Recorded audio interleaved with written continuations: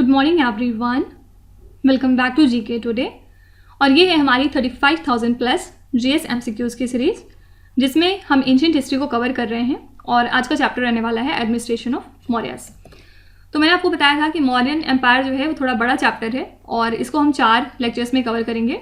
First में हमने पढ़ा 2 मौर्यन एम्पायर्स के बारे में, कौन कौन है ये, चंद्रगुप्त मौर्य और बिंदुसारा। सेकेंड में हमने पढ़ा था ऑल अबाउट अशोका। और आज ये 3rd लेक्चर रहेगा जिसमें हम पढ़ेंगे कि इनका एडमिनिस्ट्रेशन किस तरह से होता था। और चौथे लेक्चर में हम कल बाकी की चीज़ें कवर करेंगे, लाइक इकोनॉमी, आर्ट, रिलीजन, ये सब चीज़ें देखेंगे। ठीक है, तो आज का चैप्टर रहने वाला है एडमिनिस्ट्रेशन ऑफ मौर्यास, किस तरह से ये पूरे सिस्टम को चलाते थे। तो जो लोग यहाँ नए हैं उनको मैं क्विकली बता दूं कि सारे के सारे जीएस और जीए सिलेबस को हमने ये 10 सब्जेक्ट्स में डिवाइड किया हुआ है, जिसमें हम फिलहाल हिस्ट्री पढ़ रहे हैं और इसमें भी हम पहला पार्ट इसका कर रहे हैं एंशिएंट हिस्ट्री का। एंशिएंट हिस्ट्री को हमने फर्दर 40 लेक्चर में डिवाइड किया हुआ है और प्रेजेंट में हम हैं चैप्टर नंबर 16 पे, मतलब एडमिनिस्ट्रेशन ऑफ मौर्यास। ठीक है, एक बार मौर्यास खत्म होगा उसके बाद हम कुछ छोटी छोटी डायनेस्टी देखेंगे, लाइक शुंगास, कनवास, ये सारा। और उसके बाद हम पोस्ट मौर्यन देखते हुए आ जाएंगे गुप्ता एम्पायर पे। ठीक है, और गुप्ता एम्पायर एक बार खत्म होगा फिर छोटी छोटी चीज़ें ही हैं, बहुत छोटे छोटे लेक्चर हैं यहाँ पे। लेकिन पर्पज़ क्या है इन सबको यहाँ पे रखने का, ताकि आपको कोई भी क्वेश्चन मिस ना होने पाए, इसीलिए हमने पूरा A to Z यहाँ पे कवर करने का सोचा है। तो चलिए एक बार हम क्विकली थोड़ी सी थियरी देख लेते हैं एडमिनिस्ट्रेशन ऑफ मौर्यास की। ठीक है, सेंट्रल एडमिनिस्ट्रेशन हुआ करता था इनका, मतलब जो किंग था वही सब कुछ था। ठीक है, इसमें आप कह सकते हैं कि पूरी की पूरी जो एम्पायर थी उसका न्यूक्लियस जो है ये किंग था। और कौटिल्य चाणक्य के हिसाब से 7 एलिमेंट ऑफ स्टेट थे इसमें।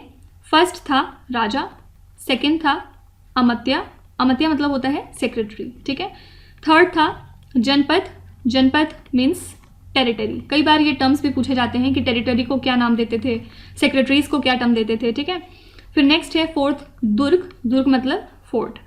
फिर इसके बाद है 5th सेना, सेना मतलब आर्मी। फिर 6th है मित्र, मित्र मीन्स फ्रेंड। एक कुछ मिस हो रहा है, अच्छा लास्ट है कोश, कोश था ट्रेजर। ठीक है, तो ये सब तंग हैं एज पर द चाणक्य। और जो मंत्री परिषद है वो असिस्ट करता था किंग को, और उसमें कौन कौन से लोग रहते थे, जो मंत्री परिषद था इसमें उसमें 3 तरह के लोग रहते थे। फर्स्ट है युवराज, युवराज नाम से पता चल रहा है क्राउन प्रिंस। सेकेंड है पुरोहित, ये चीफ प्रिस्ट हुआ करते थे। और थर्ड इसमें है सेनापति, सेनापति मतलब कमांडर इन चीफ। ठीक है, और 4th में कुछ और भी मिनिस्टर्स होते थे लेकिन वो उतने रेलेवेंट नहीं है। तो ये बेसिक डिवीजन है। इसमें कई बार पूछ लेते हैं कि जो कोश है उसको आप क्या कहते हैं, या अमात्य को क्या कहते हैं, इस तरह की चीज़ें भी अभी हम आगे क्वेश्चंस में देखेंगे। देखिए एक चीज़ और क्या है, मॉडर्न एडमिनिस्ट्रेशन से एक क्वेश्चन बहुत ज़्यादा पूछा जाता है, लाइक जो चीफ ट्रेजरी ऑफिसर है उसका नाम क्या था। एक पर्टिकुलर नाम उसका था सन्निधाता। ठीक है, इसी तरह जो कलेक्टर जनरल है रेवेन्यू का, उसको हम कहते थे समाहर्ता। इस तरह के जो टर्म्स हैं ये काफ़ी ज़्यादा मॉडर्न एडमिनिस्ट्रेशन से पूछे जाते हैं और इनको हम आगे क्वेश्चंस में अभी कवर करने वाले हैं। इसके अलावा अगर हम थोड़ा सा प्रोविंशियल एडमिनिस्ट्रेशन देखें इनका, तो इसको 5 हिस्सों में डिवाइड किया गया था। इसमें से फर्स्ट था उत्तर पथा, उत्तर पथा मतलब नॉर्दर्न प्रोविंस। ठीक है, सेकेंड है अवंती राष्ट्रा, अवंती राष्ट्र है वेस्टर्न प्रोविंस इनका। फिर थर्ड है प्राची, प्राची मतलब ईस्टर्न और सेंट्रल प्रोविंस। फिर 4th था कालिंगा, कालिंगा पूरा का पूरा ईस्टर्न प्रोविंस था। और लास्ट है इसमें दक्षिण पथा, दक्षिण पथा मतलब सदर्न प्रोविंस। सबकी कैपिटल भी अलग अलग हुआ करती थी। नॉर्दर्न प्रोविंस की कैपिटल थी टक्सिला, फिर वेस्टर्न प्रोविंस की कैपिटल थी उज्जैन। इसके बाद जो ईस्टर्न और सेंट्रल प्रोविंस है इसकी कैपिटल थी पाटलिपुत्र। फिर ईस्टर्न प्रोविंस जो अकेले थी इसकी कैपिटल थी तोशाली। और जो लास्ट वाले की कैपिटल है उसका नाम था, यहाँ पे लिख रही हूँ, सुवर्णगिरी। ठीक है, तो कैपिटल कई बार एग्जाम में पूछा गया है, इसको याद रखिएगा। तो इतनी थ्योरी काफ़ी है। अब क्वेश्चन में हम लोग देखेंगे किस टाइप के क्वेश्चन पूछे जा रहे हैं एग्जाम में। फर्स्ट क्वेश्चन है, in the Mauryan empire the post देवताध्यक्षा इज रिलेटेड टू व्हाट। ये जो टर्म है सिंपली आपको बताना है कि ये क्या चीज़ रेफर करता था। तो इंस्टीट्यूशंस को अपॉइंट किया गया था to perform the duties that are related to religious institutions, और इन्हें को हम कहते थे देवता ध्यक्षा। ठीक है, अब इसको ऐसे डिवाइड करेंगे तो थोड़ा समझ में आएगा। देवता मतलब देव मीन्स गॉड, और ध्यक्षा मतलब जहाँ पे आप कॉन्सेंट्रेट कर सकें। ठीक है, तो ये रिलीजियस इंस्टीट्यूशंस हुआ करते थे उस टाइम पे। तो ऐसे ध्यान सेपरेट करके थोड़ा सा ध्यान में रखेंगे तो ईजी हो जाएगा आपके लिए। नेक्स्ट है in the modern empire who looked after markets and check wrong practices, मतलब इनके टाइम पे मार्केट को जो लोग चेक करते थे और कुछ भी अगर गलत हो रहा है वहाँ पे मार्केट के अंदर तो उसको ठीक करना किन लोगों का काम हुआ करता था। तो मॉडर्न एम्पायर के टाइम पे समस्त अध्यक्षा जो है ये मार्केट्स को चेकआउट करते थे और अगर वहाँ पे किसी तरह की रॉन्ग प्रैक्टिसेस इंडल्ज हैं तो उनको ठीक करते थे, ठीक है। तो इनका नाम था समस्त अध्यक्षा। In the modern empire who was the superintendent of ports, ports के सुपरिंटेंडेंट जो हुआ करते थे उनका नाम क्या था, आपको ये बताना है। इनका नाम था पत्तनाध्यक्षा, ठीक है। तो इनके बारे में हमें पता चलता है अर्थशास्त्र से, उसमें ये बात थी कि जो पत्तनाध्यक्षा हैं ये पोर्ट्स के सुपरिंटेंडेंट हुआ करते थे। तो अध्यक्षा तो सब में सेम है, बस आपको ये फर्स्ट वाला थोड़ा सा याद रखना पड़ेगा। In the modern empire what was the name of department of the chief of mines, जो माइंस के चीफ थे उनका डिपार्टमेंट जो पूरा हुआ करता था उसका एक पर्टिकुलर नाम क्या था, आपको ये बताना है। उसका नाम था करमंतिका, ठीक है। करमंतिका was the department name of the chief of mines. In context of modern administration who was recorded as the chief treasury officer, chief treasury officer को क्या पर्टिकुलर नाम देते थे, आपको ये बताना है। तो चाणक्य के मुताबिक दो इंपॉर्टेंट ऑफिसर हुआ करते थे सेंट्रल एडमिनिस्ट्रेशन में। फर्स्ट है इसमें सन्निधाता, सन्निधाता को ही चीफ ट्रेजरी ऑफिसर कहते हैं, और सेकेंड है इसमें समाहर्ता, समाहर्ता कौन है, ये चीफ कलेक्टर जनरल हैं रेवेन्यू के, ठीक है। पीछे भी बात करी थी और यहाँ पे करेक्ट आंसर हो जाएगा सन्निधाता। In context of modern administration who was the chief supervisor of the collection of revenue from the whole kingdom, पीछे भी बात करी कि चाणक्य के मुताबिक जो समाहर्ता हैं ये चीफ कलेक्टर जनरल थे रेवेन्यू के, जो कि रेवेन्यू के कलेक्शन को सुपरवाइज करते थे पूरे किंगडम से। इसके अलावा जो प्रदेशत्री हैं इनको जाना जाता था एज डिविजनल कमिश्नर, ठीक है। ये मॉडर्न डिस्ट्रिक्ट मजिस्ट्रेट्स आप कह सकते हैं, प्रेजेंट में जो डीएम होते हैं उनको हम प्रदेशत्री कहते थे उस टाइम पे। साथ ही ये हर डिस्ट्रिक्ट के इंचार्ज हुआ करते थे और इनका काम था कि 5 साल में एक बार टूर करके आना, ताकि जो इंटायर एडमिनिस्ट्रेशन है इस एरिया का उसको ये इंस्पेक्ट कर सकें। साथ ही याद रखिएगा कि जो अंतापाल है ये गवर्नर हुआ करते थे फ्रंटियर के, ठीक है। तो ये डिफरेंट टर्म्स हैं जो आपको ध्यान में रखने हैं। सन्निधाता पीछे पढ़ा भी हमने, समाहर्ता यहाँ पर, और अंतापाल क्या है, ये गवर्नर है फ्रंटियर के। Which of the following are the features of modern administration, modern administration के फीचर्स क्या हैं, आपको ये बताना है इसमें से। Mauryas had a vast and highly centralised bureaucratic rule, बिल्कुल ठीक है। अभी मैंने आपको बताया कि इनके पास जो किंग है वही न्यूक्लियस हुआ करता था और एक बहुत ही ज़्यादा सेंट्रलाइज्ड एडमिनिस्ट्रेशन इनकी हुआ करती थी। सेकेंड है king was the fountain head of all powers, बिल्कुल ठीक है।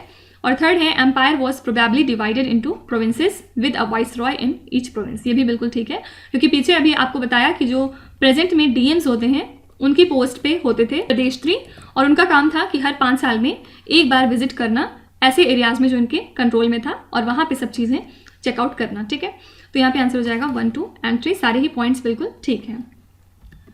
According to Kautilya which of the following was refer to as धर्म प्रवक्ता, कौटिल्य के मुताबिक धर्म प्रवक्ता किसको कहते थे?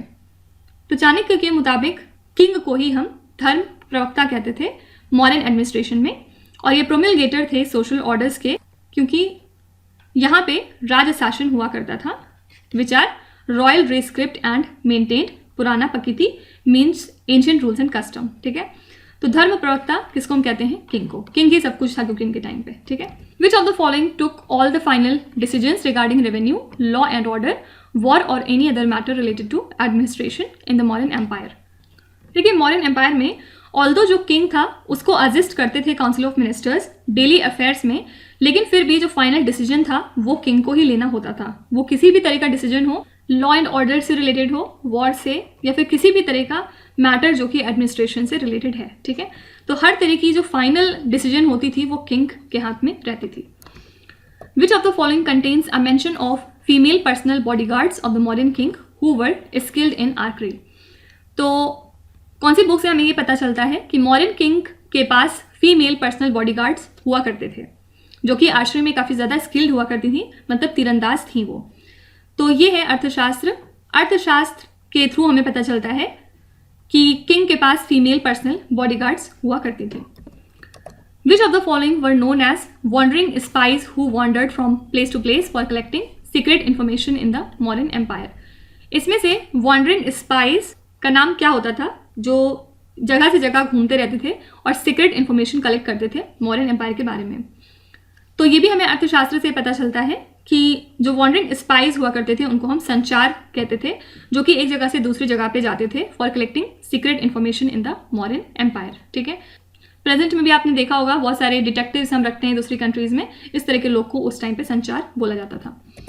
हु वर पतिवेदकास एंड पुलिसनी इन द मौर्यन एडमिनिस्ट्रेशन, ये टर्म किसको दिया जाता था आपको ये बताना है। तो अर्थशास्त्र से हमें वंस अगेन ये पता चलता है कि पतिवेदकास और पुलिसनी स्पेशल रिपोर्टर्स हुआ करते थे किंग के। ठीक है, और जो भी पब्लिक ओपिनियन है उसके बारे में ये किंग को हमेशा इन्फॉर्म्ड रखते थे। तो they functioned as the special reporters of the king.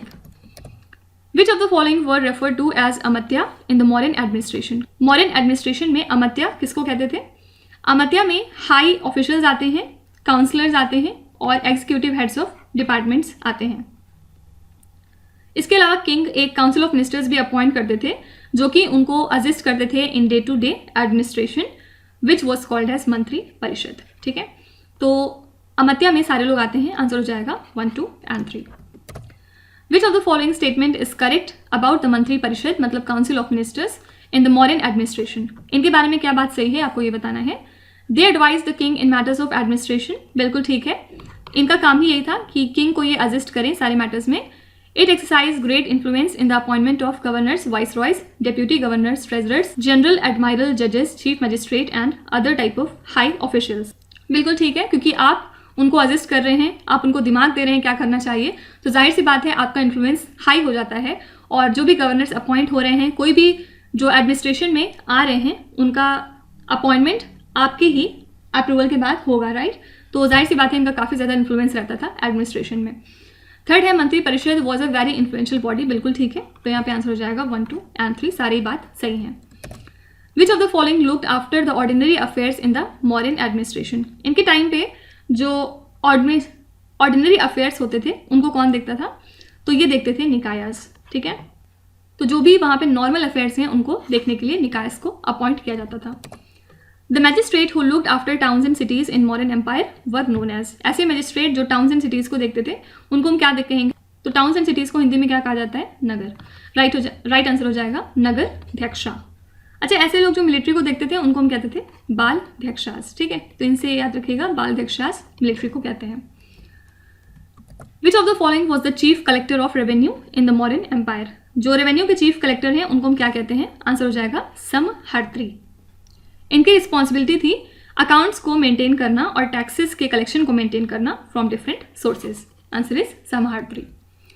Which of the following was the treasurer in the Mauryan administration. इसमें से कौन ट्रेजरर है मौर्यन एडमिनिस्ट्रेशन में? तो मौर्यन एम्पायर के टाइम पे एक ऑफिस था जिसका नाम था समनी धात्री। ठीक है, ये ट्रेजरर थे जो कि इंचार्ज होते थे रॉयल स्टोर्स के, और इनका काम होता था as a treasurer in the Mauryan administration. जबकि जो चीफ कलेक्टर ऑफ रेवेन्यू थे उनको हम बोलते थे समहर्त्री। अभी क्वेश्चन नंबर 17 में देखा था। ठीक है, during the reign of which of the following kings a 5th province of Kalinga was added in the Mauryan empire. किसके एरा के टाइम पे कलिंगा में 5वां प्रोविंस ऐड हो जाता है मौर्यन एम्पायर में?